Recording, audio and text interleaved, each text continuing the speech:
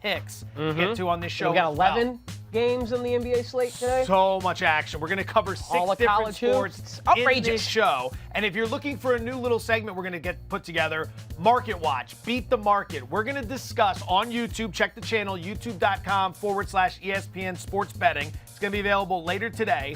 3 college basketball teams that are going to the dance. Would you buy or sell on their odds right now before they get to the end of tournament time? We've already been going through it, a little bit of difference. So check it out on YouTube. You ready? You ready to gamble? Do it, baby. Let's get crazy. Let's get obscure. First game out of the gate, we're going to go to college football FCS.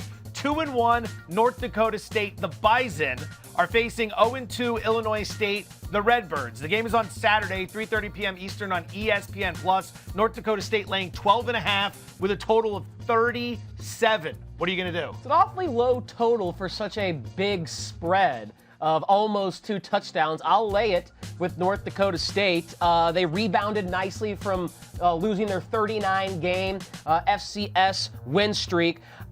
Illinois State, meanwhile, they're 0-2 against the spread so far this season. I know more about North Dakota State being a good program over the last decade than the Redbirds of Illinois State, so I'll lay 12.5 with North Dakota State. Hope they win by 13.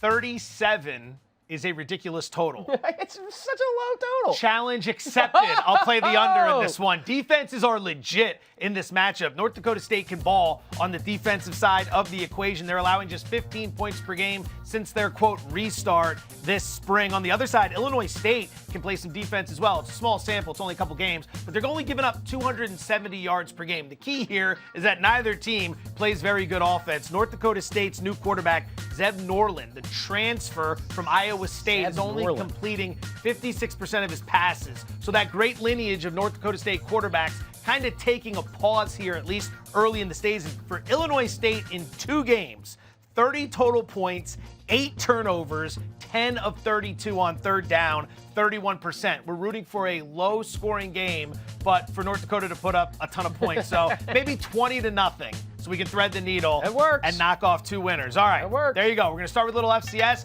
Let's turn to the Bear. Chris Fallica going to join us here on Bet to fire off some bets. Bear, it's always a pleasure. You look fantastic compared to us. This is a dress-down show for us. You look great. Before we get into it, the news of the day, Duke is out of the ACC tournament. They beat Louisville last night, but there was a positive COVID test that has derailed them from the rest of the tournament. So they're done. We don't know if they're going to be in March Madness. It doesn't look like it, but I guess all that'll be sorted out later. First time since 1995, we won't see the Blue Devils in the dance. You probably had hair back then. Is there any chance they get in? What do you think? Yeah, a lot of it. I remember just a year out of college. I mean, it's disappointing for the ACC tournament not to have one of their bigger names in there. I mean, I still think there could be a case to be made to put them in the field if you measure their resume against some of the other rather large teams. I think the biggest effect that it has is on Florida State. It's ironic that Florida State was a team on the court in the ACC tournament last year when the tournament got canceled, and then their first ACC tournament game this year is against a team that wound up having to end its season because of COVID. So I think the biggest effect it has is on Florida State. It will be about a week or so since the Noles last play, and you're jumping right into the ACC tournament now in the semifinal against either North Carolina, who you just blew a big lead to in the second half a week or 10 days ago, or a Virginia Tech team that's a tough matchup. So I think in terms of like how it affects the tournament as a whole, I think Florida State obviously is the team it affects the most. Yeah, but Bear, did I just hear you say there that you think Duke still has a chance to sneak in somehow, some way? I mean, I put it right now at literally 0. Zero.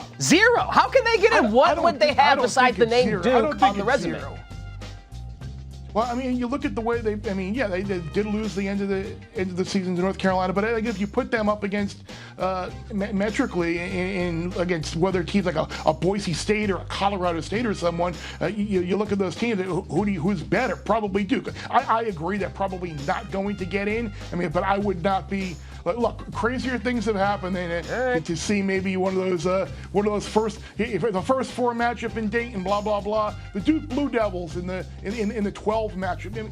I mean, I don't think it'll happen, but it's not one of those things where I would be like, oh my God, I can't believe it happened. How did this happen? Type of deal. Everyone thinks, and you make the point, that it's great news for Florida State because it gives them like an extra bye. They needed that game, in my opinion. They're good enough to win that game. They got to knock some rust off because we saw them late in the season. That beatdown that they took at South Bend against Notre Dame, I mean, that's going to motivate them, but you don't want too much time in between. We saw what happened to Louisville. Too much time in between games, and they didn't show up for Duke. All right, let's make some picks. Okay. Enough of the commentary. Game number 1, Bear, you're on the tee box. The North Carolina Tar Heels laying 3.5, total of 141 against Virginia Tech. What do you got?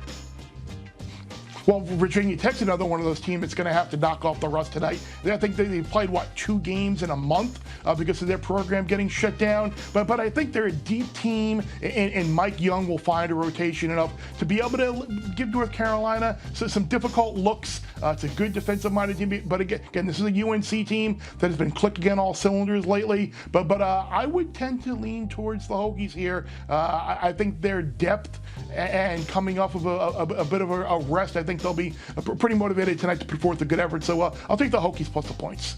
Yeah, I'm on the other side, Bear. I am going to lay it with the North Carolina Tar Heels. You mentioned it, though. There's just more I can trust or rely on there. Situationally, they've been peaking at the right time. Absolutely smashed Notre Dame, embarrassed them. And I know we thought, Joe, I think that was your potential dog of the day on Daily Wager yesterday, but it was never close there. It was almost a 50-point victory. So, again, I don't think you... Is there a point to you throwing me under the bus in this analysis? Nice to throw that in there. Oh, it was your dog of the day, but it wasn't close. It was like so elaborate how he laid that out. You could have just been like, Joe, you kind of liked him, and then moved on with your analysis. Well, I think situationally, I was coming off a 5-game streak with Dog of the Day and turned the bone over to Joe, and it did not fare well for Joe there, so I was just going to point that out as well. But UNC, as you said, clicking right now. Roy Williams, their head coach, trust him. I think they can improve their line, so to speak, on the resume. So I'll lay the 3.5 with UNC.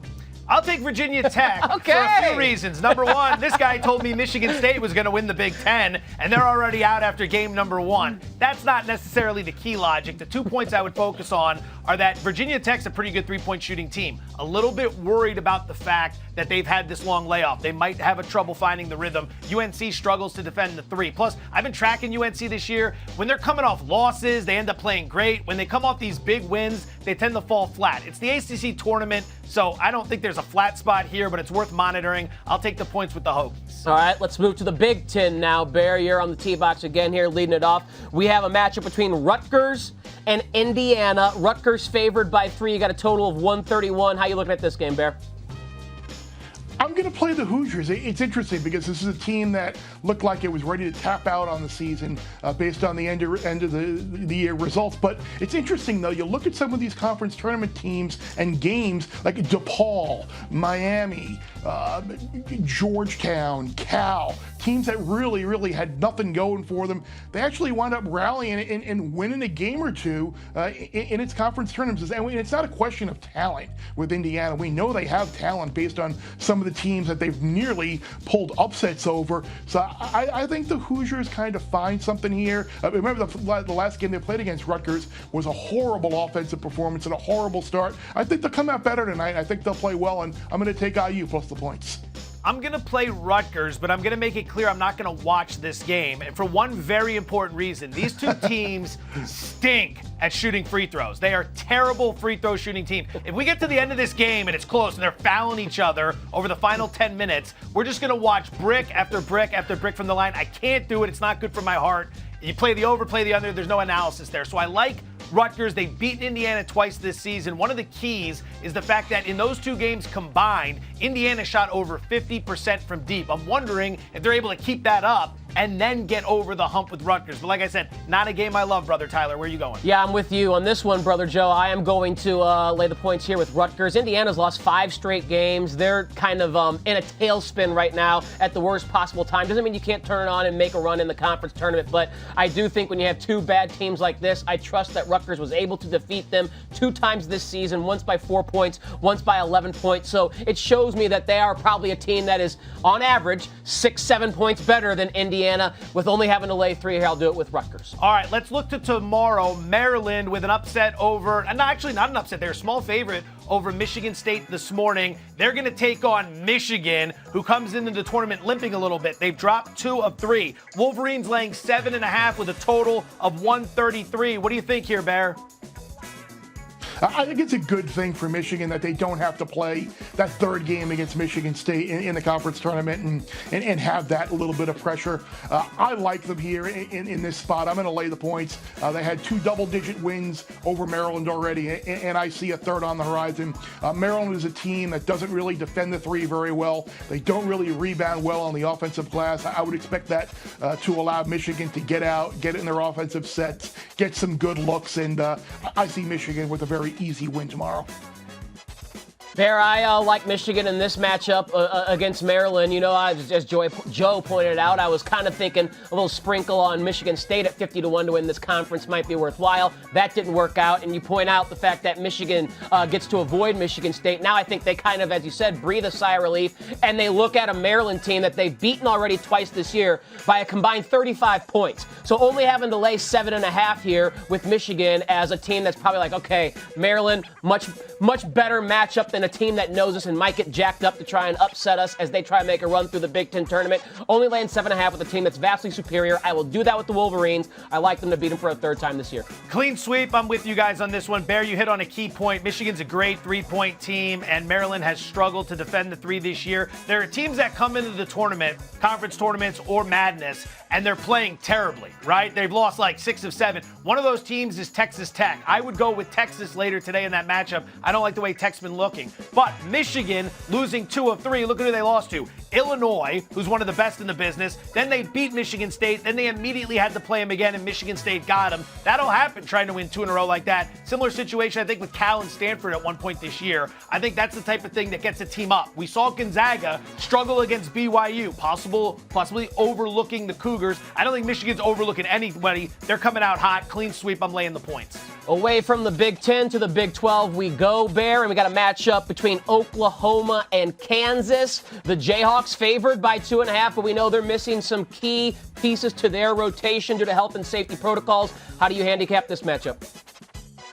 I think the loss of McCormick is huge for Kansas. Obviously, that's a massive presence on the inside, both offensively and defensively. And I like the fact that Oklahoma got a game under its belt last night, and they kind of let Iowa State back in it, and they had to work for it a lot more than I think Lon Kruger probably would have liked to have them do. But I like the fact they have a game in. Lon Kruger is on the trust list come March for any tournament type of play, and I think Oklahoma here as a small underdog is the way I'd go, even though there always is that danger when you have a shorthanded team in that first game. They kind of have that prove-it mentality, and they all play above their expectation level, and they put forth that one good effort. So if Kansas does manage to win tonight, they'll probably be a play against in the semifinals as well.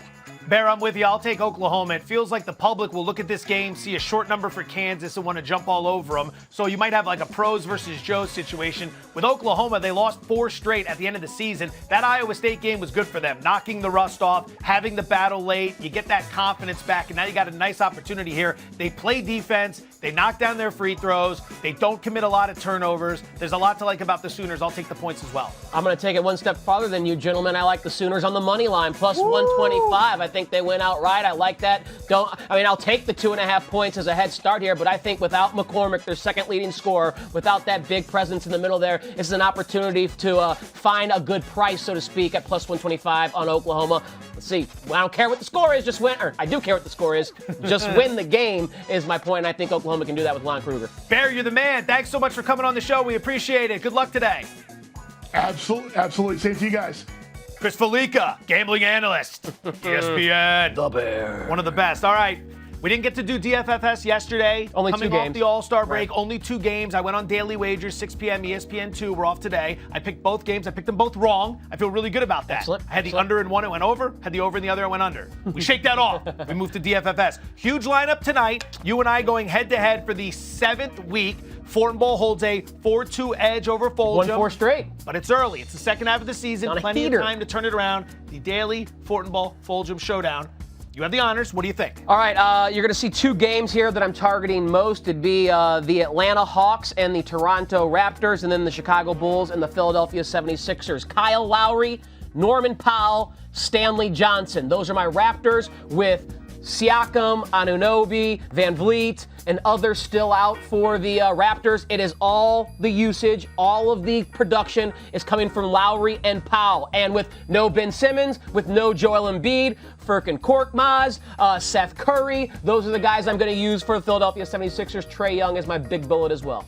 Interesting. Usually you and I have a decent amount of crossovers. Not tonight, just one. Tobias Harris. I love the Philadelphia game. Like you mentioned, no Joel Embiid, no Ben Simmons. So I'm going to get Dwight Howard into the lineup at a cheap price. I'm also going to play Tobias Harris. Ricky Rubio going against the New Orleans Pelicans, who don't stop anybody. He's going to face Eric Bledsoe in that matchup. No defense whatsoever. Total of 239. You had to kind of pull me away from trying to unload on more of those players. Work your way down the list. Bembry, he's been getting more minutes as of late in that matchup. That's it. I'm not expecting a lot, but I had to shave some cash somewhere. Price savings there. If I wanted to get Kawhi Leonard and John Wall into the lineup. John Wall going against Sacramento. Sacramento, I don't know if you know this, they don't really like defense. Play fast, and they don't play defense well. That's a good team to attack in daily. All right, here you go. Big showdown. This is for you. Go down, test your luck. Let me know if you hit on the roulette table, and if you do, I'll change my lineup. All right. Thursday night pick'em, NBA, huge card tonight. We're going to ping pong back and forth to try to cover as many games as possible. You are going to lead it off. The Brooklyn Nets laying 2.5. Total of 233.5 against the Boston Celtics. I'm going to take the Celtics as a 2.5-point underdog here over the Nets, still without Kevin Durant. Blake Griffin won't be in the lineup either. He's not ready to go. But guess who returns for the Celtics? Who's that? Marcus Smart. Hey. And I think Marcus Smart's particular set of skills will come in handy against the Brooklyn Nets, Kyrie Irving, and James Harden. So getting him back, I think the break was good for Jason Tatum and Jaylen Brown because they were kind of stuffling down the stretch. Even though they were involved in all-star activities, I think they were able to rest and recharge a little bit. Their minutes load and usage load won't be so heavy with Smart back. Kemba's healthy too. It's as healthy as the Celtics have been. 2.5-point dogs. I like it. I'll take it. I think they can win outright against the Nets tonight. All right. My first game is the Atlanta Hawks laying 3, total of 225 against the Toronto Raptors. You have a lot of guys in DFFS in this game. So this is first time it's ever happened, the DFFS hedge.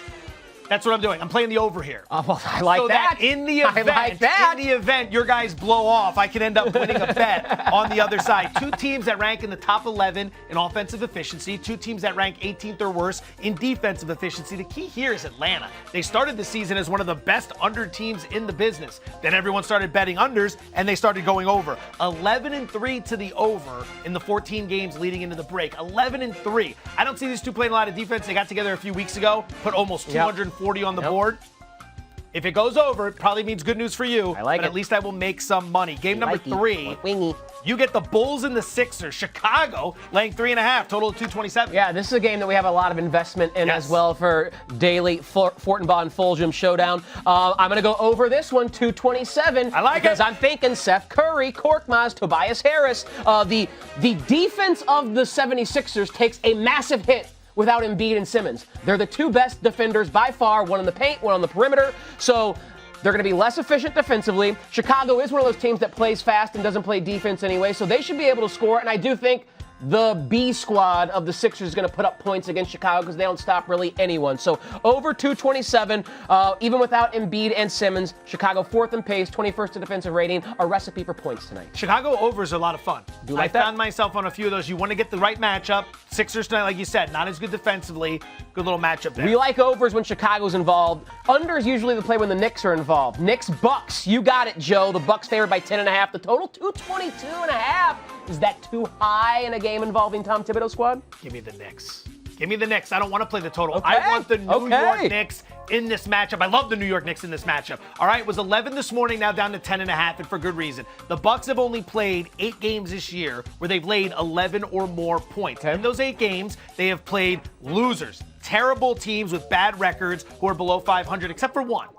I want you to guess who that team would be. Would that be the New York Knickerbockers? It would be the New York Knicks, who were a 14-point dog and won the game outright. Didn't just cover, they won it outright. Why? The Knicks do 2 things really well that the Bucks want to do. The Bucks want to take a lot of threes. They're 9th in the NBA in 3-point attempts. Guess who plays the best 3-point defense in the NBA?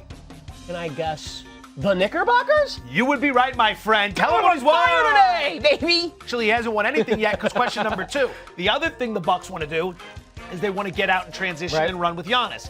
Guess who's given up the fewest transition points in all the NBA this season? Oh, it's so hard. The Knicks. The New York Knicks. And they're getting 10.5 points in this situation. You know they're coming out hungry. Give me the Knickerbockers, the orange and blue. You're up. I'm gonna have to go bet this game now. That was convincing analysis you brought. It was showmanship. I'm going to do the first ever stand and bow. Oh, First wow. ever stand and bow. Cocky. I love it. You watch Always Sunny in Philadelphia? Yeah. When they all started bowing to each other, one of the all-time great episodes. All right, here you go. You got the Clippers laying 7, total of 230 against Steph Curry and the Warriors. I'm going to go under that total of 230. 2 meetings between these teams so far this season produced 220 points and then 209 points. Why? These are good defensive teams. Yes. Kawhi Leonard and Paul George on the perimeter with Pat Beverly, obviously very good. Draymond Green with James Wiseman, who was questionable and it appears is going to play tonight. They've been good, despite the fact that the Warriors like to play fast. A good defensive team, top 10 in defensive rating because of Green anchoring. Guys like Wiggins, guys like Oubre doing their part on the perimeter as well. So no significant injuries on either side. 2 teams I think want to beat each other and want to measure themselves in a faux playoff-like environment. Yes. I'm going under 230. I think that's a little bit too high for this particular matchup. You'll watch this game. I like that bet. The Clippers swarm Steph Curry. Their basic logic is we're going to put really good defenders on Steph, and if you can beat us elsewhere, good luck with what else is there. You deserve the win. Like the under there, 230. Another Western Conference potential Game of the night here. playoff matchup. Game of the night. Phoenix Suns, Chris Paul, Devin Booker, Dame Lillard, and the Portland Trailblazers. Suns -4.5, total 226.5. I will lay it with Phoenix. I'm a little worried about this one because this one smells like one of those we're all going to dogpile on Phoenix, and Portland's going to find a way to pull this one out Dame time, which burned me right before the break against Golden State. A very balanced team this Phoenix Suns unit is. Top 8 in both offensive and defensive rating, and they come into this hot. Right before the break, they were 16-3 straight up and against the spread. Those 19 games into the break, they were absolutely fantastic. Now, Portland can score, but Portland's defense is one of the absolute worst in the business. 28th in defensive rating, 24th in points allowed. Bet you didn't know this. Phoenix, 16-5 against the spread in their last 21 road games. They jumped up to second in the Western Conference, didn't Yes. they? They leapt over both LA Yes. teams, and they trailed just the Suns. No one is noticing it at all whatsoever. Yeah, But they're playing I do think and that's going to be a great you said before game. the season, I Yeah, burned you did. on your Michigan State pick earlier. I had to do it. But I also got to build you up when you're right. And you were right about Phoenix. You said before the season started, you like the over on their win total. You like their prop to get into the playoffs. Let me ask you something. Does a number 2 seed get into the playoffs? Last I checked, yes. That I think happens. They do. Whether you're playing in a bubble or not, 2 seeds get in. 2 seeds go to the postseason. Maybe not in highlight. I don't know how highlight works, but we'll find out. Bear knows a lot about highlight. We should have asked him. All right, Thursday. We always like to close the week with the good word. We will read a statement. First word that comes to mind, you let the people know what it is and why. You all ready? Ready. Let's play a little baseball. The Oakland Athletics are the American League West favorites at +120. Okay, since the A's, I got to get the green out. Let's see if I can get the green out. Here you go. Oh, wait, hold on. We had training earlier for a bracket show we'll be doing on Sunday, ESPN Plus. I believe it's somewhere around. There it is. Oh, my gosh, these are 9 days. arrows. It makes the word look kind of cool, though. Wow, that is intense. Can you read it with the arrows? Thrifty. Thrifty. Yeah, the A's Thrifty. are the quintessential thrifty team in all of Major League Baseball. They maximize that low payroll, and the fact that they've done it here yet again in a division where Texas spends a lot of money now. We know the Angels spend all that cash, and even the Astros spend a lot more than the Oakland A's. The fact that they're the favorite, they're a thrifty organization. I don't know if the bet is necessarily so thrifty as the favorite at +120. I look at, with better value on that return, a team like Texas or the Angels, if Shohei Ohtani is going to be healthy this year. Okay, you're going with that. I am going to try to find a way to use the normal. There we bet. go. It wasn't working for me. So I My like the word arrows. is going to be, I'm glad you went with the green here, bro. Bro. Not as in Bash Brothers, Jose Canseco and Mark McGuire, who helped this Late franchise 80s, win early a World 90s. Series Yep. in 1989. But bro as in, wait for it, we're not done yet, broke. Because that's what this ownership group is, broke. Now, not necessarily financially, because they're very, very savvy. They don't spend any money they on don't. the team, right? But they act like they're a broke organization. And someone who worked in the Bay Area on radio, there are some of the best fans in the world root for the Oakland Athletics. And they put themselves through such misery with this team because they love rooting for these guys. Great manager in Bob Melvin, great core of young talent with guys like Matt Chapman, Matt Olson. They used to have Marcus Simeon, he's gone. Used to have Crush Davis, he's gone. All these guys, and they won't spend. They'll take them and they'll trade them for prospects and washing machines and pitching machines and all this other nonsense. You got a great fan base in Oakland and you act like you're broke. So who cares if you win the division? It's about winning pennants and going to the World Series. Squandering talent up there. Tell me how you really feel, bro. They're great. A's fans are great Yeah, people, they are. and they are great. up with so much from that organization. All right. Subject near and dear to my heart. Lewis Hamilton is your minus 286 favorite to win the 2021 F1 championship. And the season starts in a couple weeks, by the way. Duh. Lewis Hamilton. Not going to go deep into our vote. No, this is and we're in the shallow end of the pool because it doesn't take a lot of brain power to navigate or handicap Lewis Hamilton. It's like betting on Tiger Woods in his prime. It's like betting on Serena Williams in her prime. It's like betting on Pete Weber in his prime, okay? Pete Weber. Lewis Hamilton is not just one of the greatest race car drivers of all time. He's literally one of the greatest athletes in the history of sport, in the history of the world. He and that Mercedes team, he's still with Mercedes, right? Oh, yeah. They dominate, so duh. Don't have to go deep into the vocabulary for this one. I'll add one letter to that. Okay. Just one letter. I am going with Moet.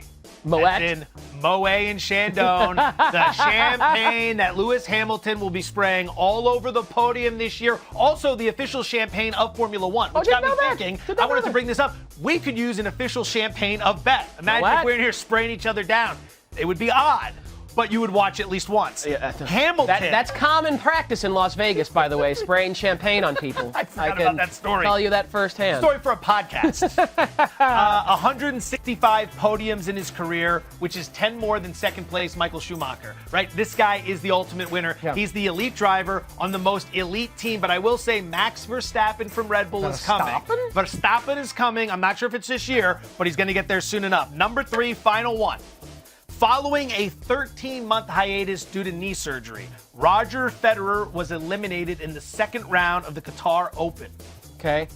This makes me shrug. Shrug. Just like Fed should shrug it off. He should shrug it off. Okay. I'm going to shrug and go, who cares? Because at this point in his career, Roger Federer and the people who are judging his long-term legacy care not about his finish at the Qatar Open. They care about his finish in 4 events on the calendar: the Aussie Open, Wimbledon, Roland Garros and the French Open, and the United States Open and Flushing Meadows. That's all that matters right now, is trying to stack more Grand Slam majors on top now that Novak Djokovic has reached Federer's level and could surpass him. So shrug it off, Fed. It was your first tourney in 13 months, and I'll shrug and say, who cares what happens in the Qatar Open? I think you and I have a similar mindset when it comes to this topic. My word is going to be a day of the week. Got a case of the Mondays? Monday as in June 28th to 2021. That Monday.